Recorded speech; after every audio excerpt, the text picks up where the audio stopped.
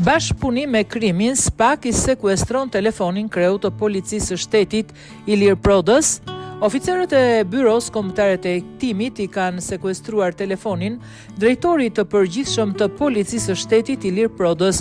Kujtojmë se vetëm pak ditë më parë u pezullua nga detyra nën drejtori i policisë së Tiranës Erion Ismailaj, i cili akuzohet se ka ndihmuar Ergys Agasin dhe Ermal Beqirajn për pengëmarrjen e Gerond Meçes. Ky i fundit u bë i njohur si përfitues i mbi 40 milion eurove në tenderat e akshit së bashku me baxhanakun e kryeministrit të vendit Edi Rama. Nga mediat raportohet se nëndrejtori i policisë merrte rregullisht një tarif prej 70.000 eurosh në muaj për suksesin e call centerit nga Sauku, si dhe shuma të konsiderueshme për bastet e palishme online.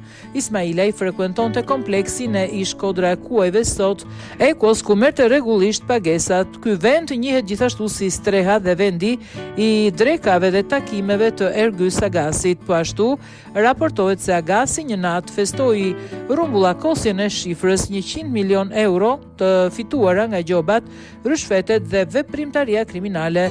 Duket se hetimet e SPAK po prekin kupolën e lartë policisë së shtetit, nisur nga faktet se strukturat të policisë dyshohet se janë inkriminuar nga bandat, duke u bërë bashkëpunuese deri në pengëmarrjen e Gerond Meçes dhe të ish zëvendës drejtorit të akshit Shima.